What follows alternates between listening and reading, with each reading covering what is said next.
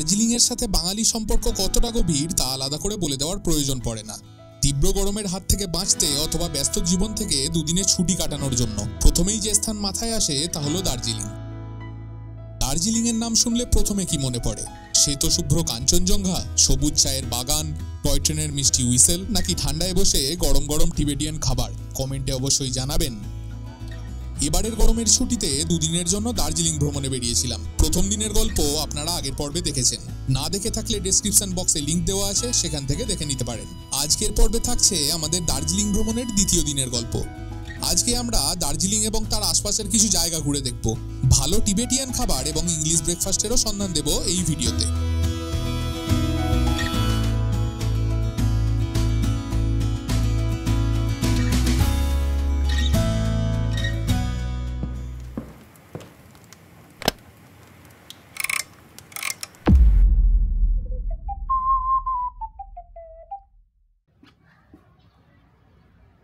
সকালে ঘুম থেকে উঠে জানালা দিয়ে দেখতে পেয়েছিলাম এই দৃশ্য।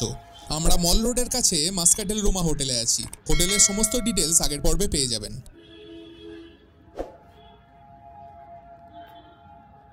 আজকে আশপাশটা একটু ঘুরে দেখব, তার জন্য প্রথমেই একটা গাড়ি ভাড়া করে নিতে হবে। আমাদের হোটেল থেকেও গাড়ি ভাড়া পাওয়া যায়। দার্জিলিং এ নর্মালি কি কি সাইট সিন অ্যাভেলেবেল আছে তা স্ক্রিনে দিয়ে দিলাম। ভাড়া অনেকটাই ডিপেন্ড করে সিজনের উপর। হোটেল থেকে গাড়ি না নিয়ে আমরা লাডেনলা রোডের ট্যাক্সি স্ট্যান্ড থেকে একটা গাড়ি নিয়েছিলাম। ট্যাক্সি স্ট্যান্ডের পিছনের এই রেস্টুরেন্টটার থেকে ব্রেকফাস্ট করে তারপর বেরোবো।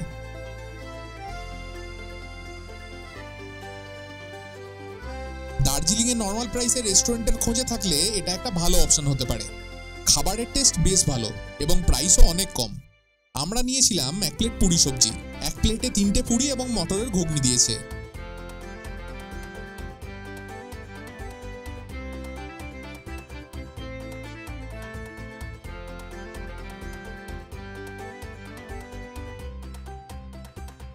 আর নিয়েছিলাম 2টো বয়েলড এগ, বেশ সুন্দর প্লেটিং করে দিয়েছে। 10 পয়েন্ট বা 7 পয়েন্ট সাইট সিনে না গিয়ে আমরা আমাদের পছন্দ মতো কাস্টমাইজ প্ল্যানে দার্জিলিং ঘুরেছিলাম। আমরা দার্জিলিং জু, বাতাসিয়া লুপ, রক গার্ডেন এবং অরেঞ্জ ভ্যালি টি গার্ডেনে যাব। ভাড়া পড়েছে 2000 টাকা। ড্রাইভারের নাম্বার ডেসক্রিপশনে দিয়ে দেবো। গাড়িটা যেই স্ট্যান্ড থেকে বুক করেছিলাম তার লোকেশনও পেয়ে যাবেন ডেসক্রিপশন বক্সে। প্রথমেই গেলাম পদ্মজা নাইডু জুলজিক্যাল পার্ক অর্থাৎ দার্জিলিং জুতে। এখানে একসাথে 3টে পয়েন্ট আছে, জু, হিমালয়ান মাউন্টেনিয়ারিং ইনস্টিটিউট এবং বেঙ্গল মিউজিয়াম। টিকিট একসাথে 3টেরই হয়। টিকিট মূল্য 110 টাকা পার হেড এবং পার ক্যামেরা চার্জেস 10 টাকা।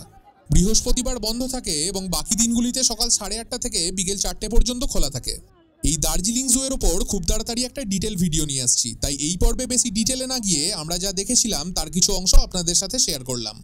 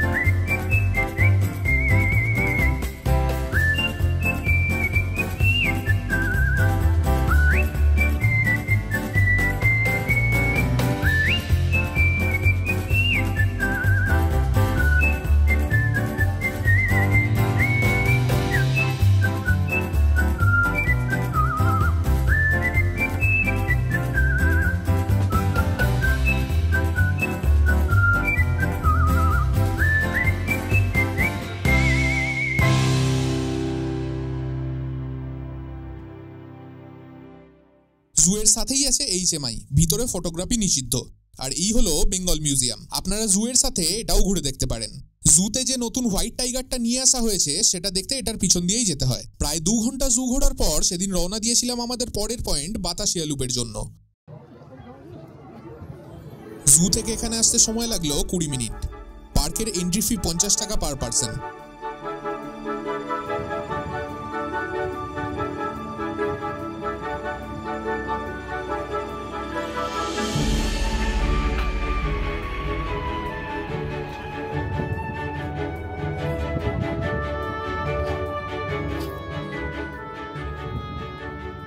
বাতাসিয়া লুপ তৈরি হয়েছিল 1919 সালে ব্রিটিশ সরকারের দ্বারা। খাড়া পাহাড়ি ঢালে টয় ট্রেন চালনা করার জন্য তৈরি হয়েছিল এই রেলওয়ে ট্র্যাক লুপ। 360 ডিগ্রি লুপের কারণে খাড়া চড়াই অনেকটাই কমে গিয়ে এখানে টয় ট্রেন চালনা সম্ভব হয়। এখানে সর্বদাই সুন্দর হাওয়া থাকার কারণে এই জায়গার নাম হয়েছে বাতাসিয়া লুপ। সেদিন এখানে টয় ট্রেনের দেখাও পেয়েছিলাম আমরা।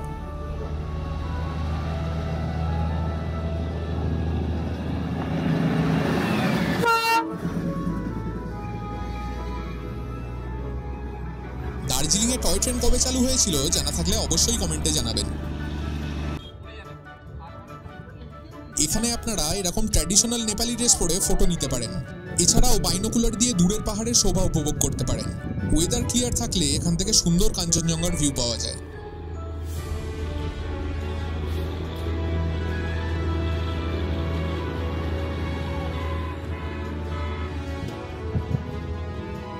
রেলওয়ে লুপ এবং পার্ক ছাড়াও বাতাসিয়া লুপ হলো ভারতের স্বাধীনতা যুদ্ধে নিহত গোর্খা সৈনিকদের স্মৃতিস্মরণ কেন্দ্র।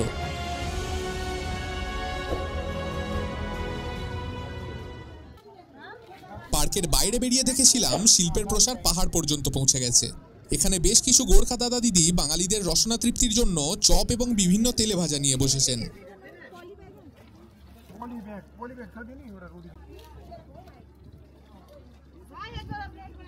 আমরা এখান থেকে ট্রাই করেছিলাম ব্রেড পকোড়া, পেঁয়াজি এবং অবশ্যই আলুর চপ। অর্গ্যানিক পাহাড়ি কাঁচামাল দিয়ে তৈরি আনহেলদি তেলে ভাজার টেস্ট অসাধারণ ছিল। এখন আমরা যাচ্ছি রক গার্ডেনে। অরেঞ্জ ভ্যালি টি এস্টেটও এই রাস্তাতেই পড়ে। সেখানে আমরা ফেরার পথে দাঁড়াবো। রক গার্ডেনের এই রাস্তাতে কিছুটা আসার পর হঠাৎ করেই চারপাশের পরিবেশ বদলে যাবে। কনজাস্টেড পাহাড়ি শহর থেকে উন্মুক্ত পাহাড়ি পরিবেশ। অসাধারণ লেগেছিল এই রাস্তার আশপাশের দৃশ্য।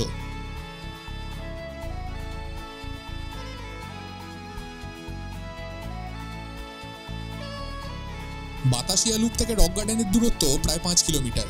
এখন রাস্তার অবস্থা ভালো হলেও বেশিরভাগ সময়ই খারাপ থাকে, তাই রক গার্ডেনের ভাড়া দূরত্বের তুলনায় একটু বেশিই থাকে।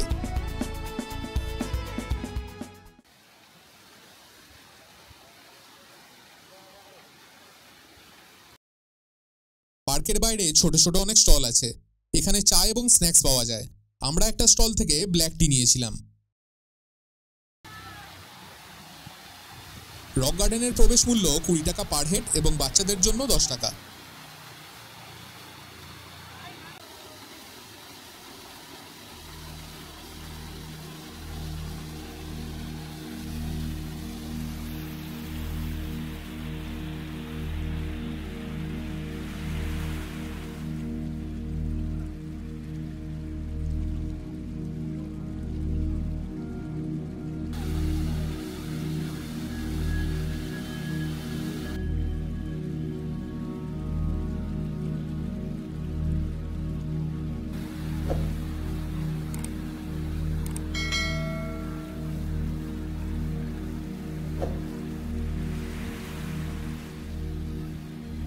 দার্জিলিং বেড়াতে এলে একেবারেই এই জায়গাটা মিস করবেন না। দারুণ সুন্দর এই রক গার্ডেন। চারিদিক দিয়ে প্রচুর জলধারা পাহাড়ের গা বেয়ে নেমে এসেছে আর সৃষ্টি করেছে ছোট ছোট ঝর্ণা।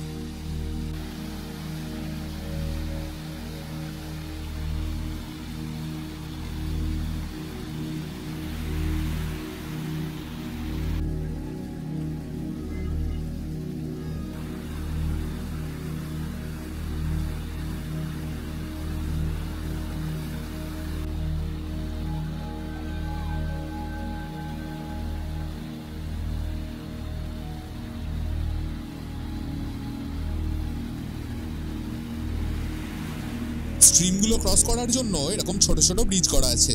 খুব সুন্দরভাবে সাজানো গোছানো এই পার্ক।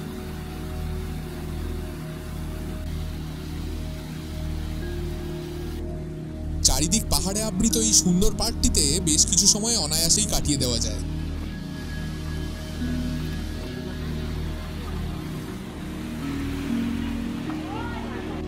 উপরে গিয়ে ওখানে একটা ওয়াটারফল আছে।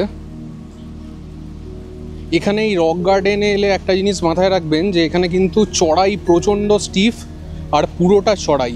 এখানে হেঁটে উপর পর্যন্ত যেতে পারবেন, উপর পর্যন্ত গেলে ওখানে একটা ওয়াটারফল আছে, ওটা দেখতে পাবেন।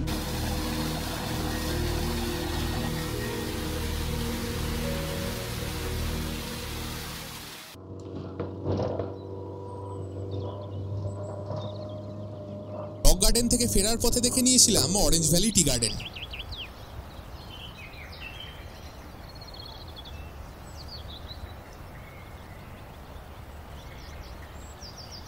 এই জায়গাটা থেকে দার্জিলিং শহরকে খুব সুন্দরভাবে দেখা যাচ্ছে।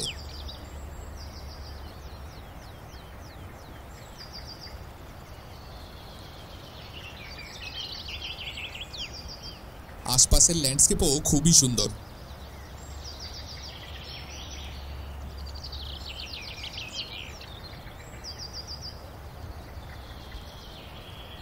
এতবার দার্জিলিং এসে থাকলেও এই দিকটাতেই প্রথমবার এলাম। দার্জিলিং থেকে বেশ কিছুটা বাইরে বলেই হয়তো এতদিন আসা হয়নি, তবে আপনারা দার্জিলিং বেড়াতে এলে এই জায়গাটাকে একেবারেই মিস করবেন না।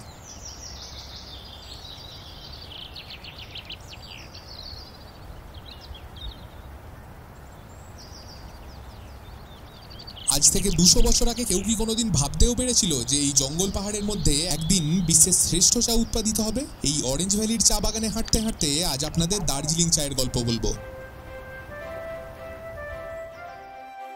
চাকে আমরা একটি সাধারণ ব্রিটিশ পানীয় হিসেবে গণ্য করলেও তার ইতিহাস শুরু হয় প্রায় 5000 বছর আগে চীন থেকে। 19বিংশ শতাব্দীর মাঝামাঝি স্কটিশ উদ্ভিদবিদ রবার্ট ফরচুন গুপ্তচর বৃত্তির মাধ্যমে চীনের চা চাষ এবং প্রক্রিয়াকরণের সমস্ত তথ্য নিয়ে ফিরে আসেন ভারতে। শোনা যায় তিনি বেশ কিছু বীজ এবং কয়েকজন দক্ষ চা শ্রমিক নিয়ে ভারতে এসেছিলেন। 1841 সালে ডক্টর ক্যাম্পবেল প্রথম 7000 ফিট উচ্চতায় তার বাংলোর চারপাশে কিছু চা গাছ রোপণ করেন।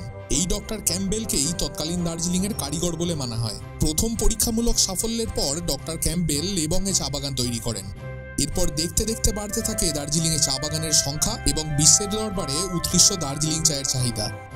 ব্রিটিশরা তো উপকৃত হলোই, তার সাথে চা বাগানে এবং ফ্যাক্টরিতে কাজ পেল স্থানীয় অনেক মানুষ। 1856 সালে প্রথম দার্জিলিংয়ে কমার্শিয়াল টি গার্ডেনের স্থাপনা হয়। দার্জিলিংয়ে জনবসতি গড়ে ওঠার ক্ষেত্রেও এই চায়ের ব্যবসা অনেকাংশে সাহায্য করেছিল তৎকালীন ব্রিটিশ সরকারকে।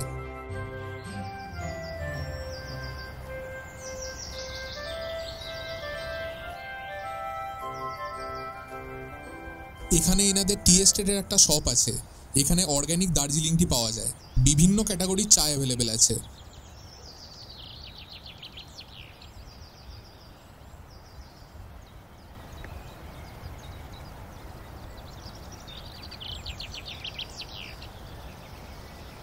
আমরা একটা মাস্কাডেল টি নিয়েছি, এটা খুবই ভালো ছিল।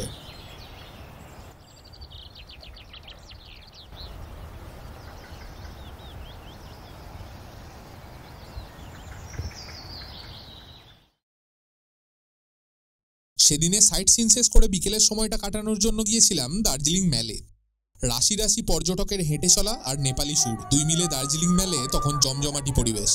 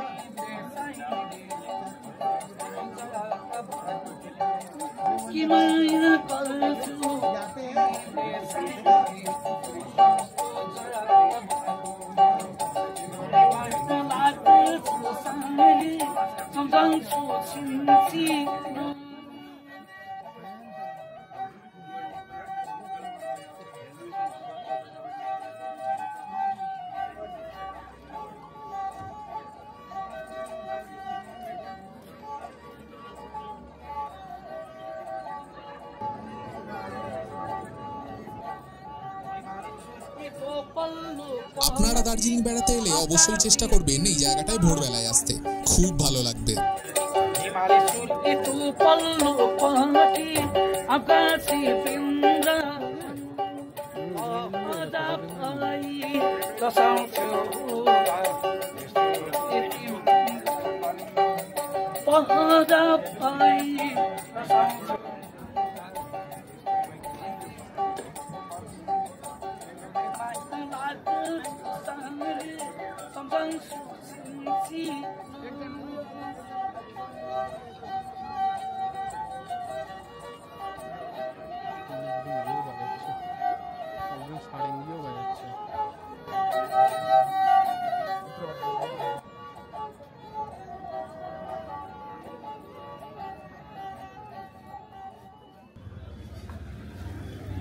কিছুক্ষণ সময় কাটানোর পর আমরা গিয়েছিলাম ডেকেভাজ রেস্টুরেন্টে।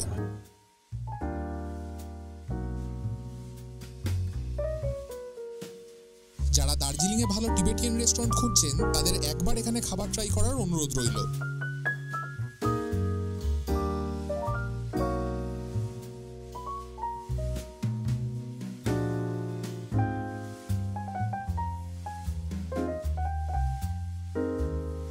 আমি এর আগেও এই রেস্টুরেন্টে এসেছি। আজকে আমরা অর্ডার করেছি চিকেন স্টিম মোমো, দার্জিলিং চা এবং হানি চিলি পটেটো।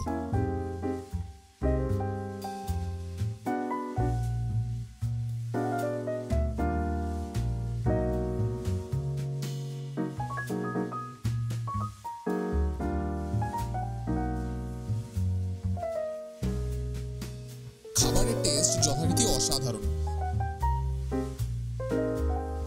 মোমোটা কতটা জুসি ছিল তা আশা করি দেখেই বুঝতে পারছেন।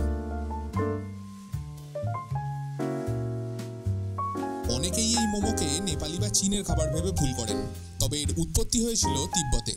না, এই পর্বে আর মোমোর গল্প শুরু করব না, সেটা পরে কোনোদিন বলবো।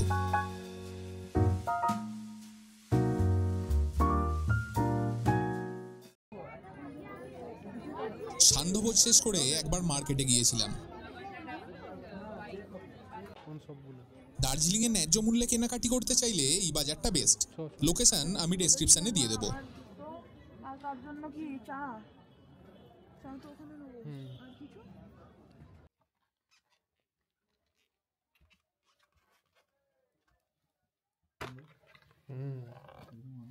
রাত্রে খাবার জন্য সুইগির মাধ্যমে ডমিনোজ থেকে পিৎজা অর্ডার করে নিয়েছিলাম। এখানে রাত্রি 10টা পর্যন্ত মোটামুটি আশপাশের সমস্ত রেস্টুরেন্ট থেকে খাবার ডেলিভারি পাওয়া যায়।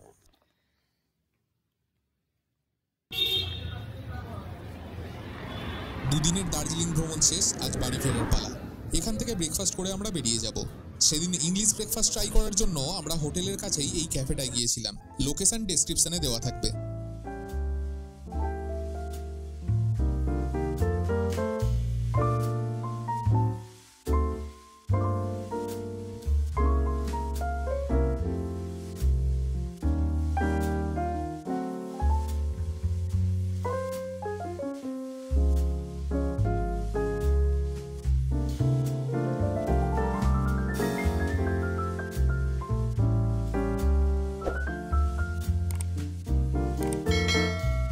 ইংলিশ ব্রেকফাস্ট ছাড়াও এনারা অনেক কিছু সার্ভ করেন।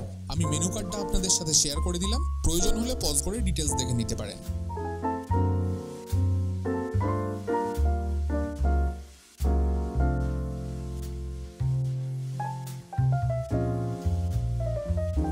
আমাদের প্ল্যাটারে ছিল French ফ্রাইজ, chicken sausage, beacon, boiled mushroom, baked beans, salad, দুটো ব্রেড এবং দুটো সানি সাইড আপ। এক প্লেট খাবারে যা পরিমাণ তাতে দুজন ভালোভাবে শেয়ার করে খাওয়া যায়।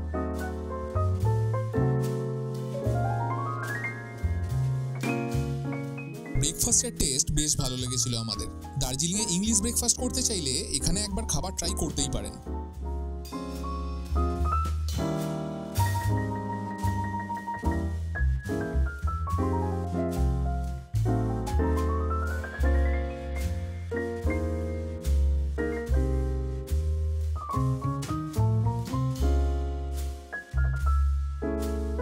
মোট 2টি পর্বে আমরা আমাদের সমগ্র দার্জিলিং ভ্রমণ কমপ্লিট করলাম। আগের পর্ব দেখে না থাকলে অবশ্যই দেখে নেবেন, আর কোনো প্রশ্ন থাকলে কমেন্টে জানাতে ভুলবেন না। আজকের ভিডিও কেমন লাগলো তা কমেন্টে অবশ্যই জানাবেন। ভিডিও ভালো লাগলে লাইক, শেয়ার এবং আমার চ্যানেল সাবস্ক্রাইব করুন। আমি দ্য ফ্লপ এক্সপ্লোরার শিটং ভ্রমণের গল্প নিয়ে ফিরে আসছি পরের পর্বে।